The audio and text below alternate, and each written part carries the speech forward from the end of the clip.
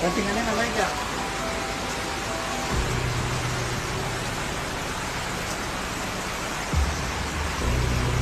Bapak-bapak terendam. Wah, banjir nih. Tinggi banget. Motor nggak kelihatan tuh. Wah, kacau kacau.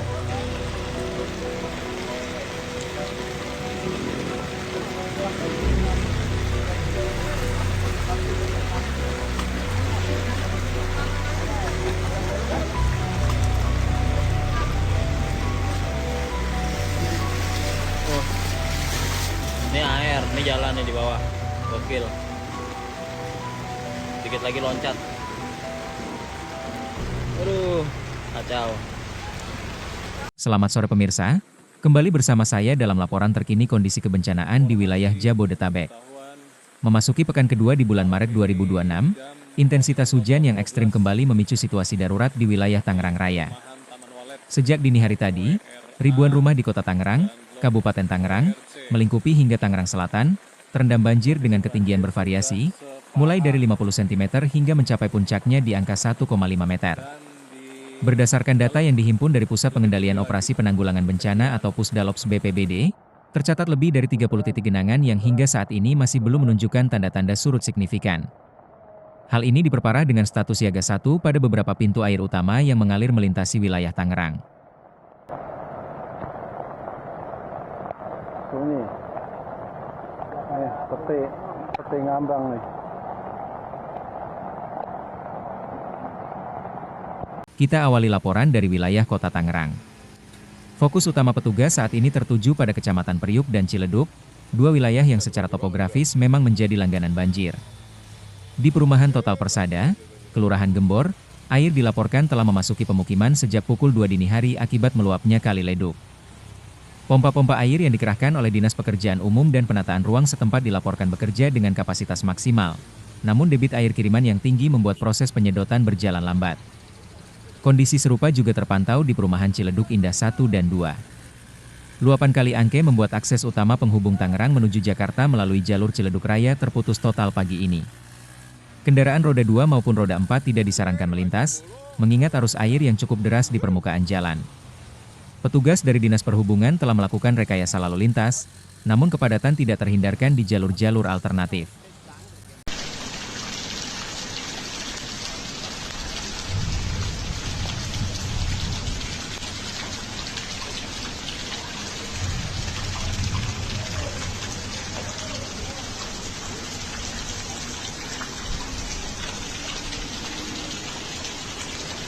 Bergeser ke wilayah Kabupaten Tangerang, titik terparah berada di wilayah hilir seperti Kecamatan Kelapa II dan Pasar Kemis. Di perumahan Benua Indah dan beberapa titik di wilayah Bitung, banjir mengakibatkan aktivitas ekonomi lumpuh total.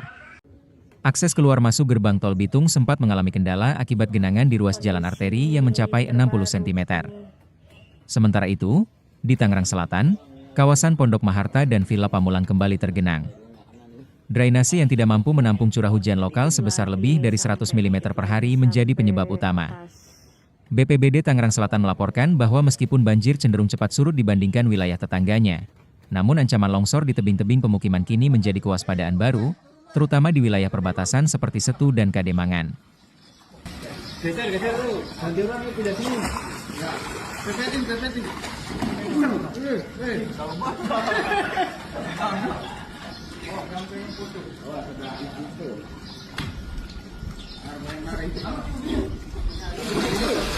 Talinya kurang panjang ini. Ya, itu bener begitu, bener.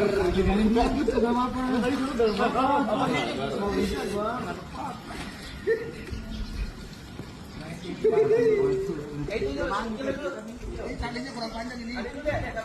Pemirsa, apa yang menyebabkan banjir kali ini begitu meluas? BMKG melalui Stasiun Meteorologi Kelas 1 Soekarno-Hatta telah mengeluarkan peringatan dini terkait fenomena tekanan rendah di Samudra Hindia yang menarik massa udara basah menuju wilayah Banten.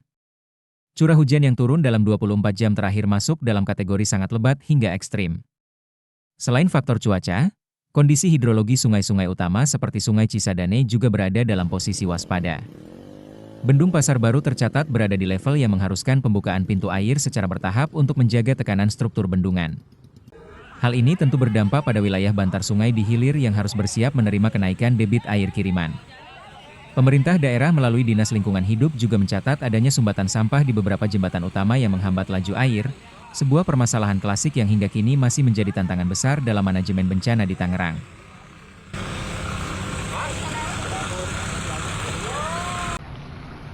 Assalamualaikum. Alhamdulillah pagi ini air semakin tinggi.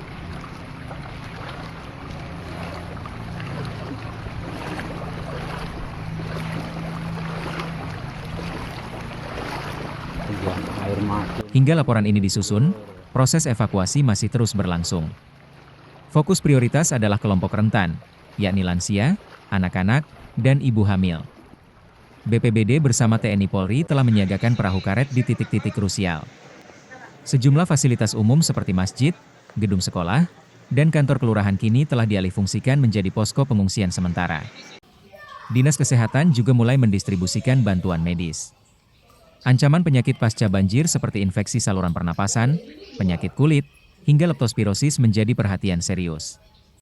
Warga diimbau untuk tetap menjaga kebersihan di area pengungsian dan segera melaporkan diri ke petugas medis jika merasakan gejala kesehatan yang menurun. Terkait pasokan listrik, PLN telah memadamkan aliran di beberapa wilayah terdampak demi keamanan warga untuk menghindari risiko tersengat arus listrik di dalam air.